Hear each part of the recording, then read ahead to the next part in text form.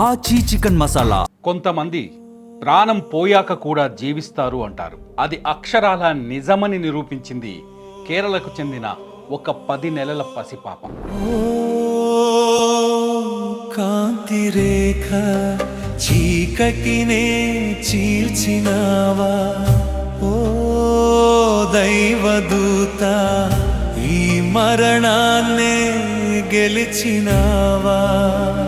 తన చిన్నారి కళ్ళతో ఈ లోకాన్ని సరిగ్గా చూడకముందే మరో 5గురికి చూపుని ఊపిరిని పోసి దేవతలా వెళ్ళిపోయింది. ఆమె పేరే అలిన్ షెరిన్ అబ్రహం. ఈ కళ్ళు ఎవరికి వెలుగులయ్యేను, మీ చూపు ఎవరికి దారి చూపేను, మీ ఊపిరి ఎవరికి ప్రాణమయ్యేను. కేరళ చరిత్రలోనే అతి పిన్న వయస్కురాలైన అవయవ దాతగా ఈ చిన్నారి నిలిచిపోయింది. ఫిబ్రవరి 5వ తేదీన పతనంతిట్ట జిల్లాలో జరిగిన ఒక ఘోర రోడ్డు ప్రమాదంలో అలిన్ తీవ్రంగా గాయపడింది. తన తల్లి, అమ్మమ్మ, తాతయ్యలతో కలిసి ప్రయాణిస్తున్న కారును మరో వాహనం బలంగా ఢీకొట్టింది. ఆ పసిపాప ప్రాణాలను కాపాడాలని డాక్టర్లు ఎంతో ప్రయత్నించారు, కానీ ఫలితం లేకుండా పోయింది. చివరకు ఫిబ్రవరి 12న ఆ పాప బ్రెయిన్ డెడ్ అయినట్లుగా వైద్యులు ప్రకటించారు. పురిటి నొప్పులు మరిచిపోకముందే తన కళ్ల ముందే బిడ్డ విగత జీవిగా పడి ఉంటే ఏ తల్లిదండ్రులైనా తట్టుకోగలరా? కానీ అలిన్ తల్లిదండ్రులు అరుణ్ అబ్రహం, షెరిన్ ఆన్జాన్ మాత్రం గుండె నిండా దుఃఖం ఉన్న ఒక గొప్ప నిర్ణయం తీసుకున్నారు. తమ బిడ్డ భౌతికంగా లేకపోయినా ఆమె అవయవాల ద్వారా ఇతరులలో బతికే ఉంచాలని భావించారు. వెంటనే కేరళ ప్రభుత్వం రంగంలోకి దిగింది.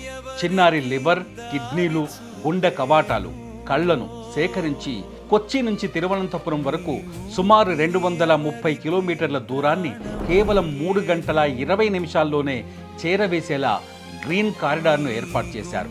రాత్రి సమయం కావడంతో హెలికాప్టర్ సాధ్యపడకపోయినా పోలీసులు ట్రాఫిక్ను క్లియర్ చేసి అంబులెన్సును యుద్ధ ప్రాతిపదికన పంపారు. దీనివల్ల 5గురు చిన్నారులకు పునర్జన్మ లభించింది.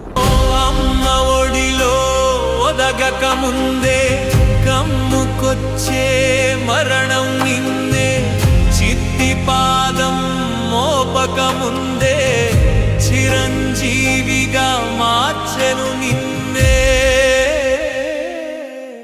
ఈ చిన్నారి అంత్యక్రియలు పూర్తి ప్రభుత్వ అధికారిక లాంఛనాలతో జరిగాయి.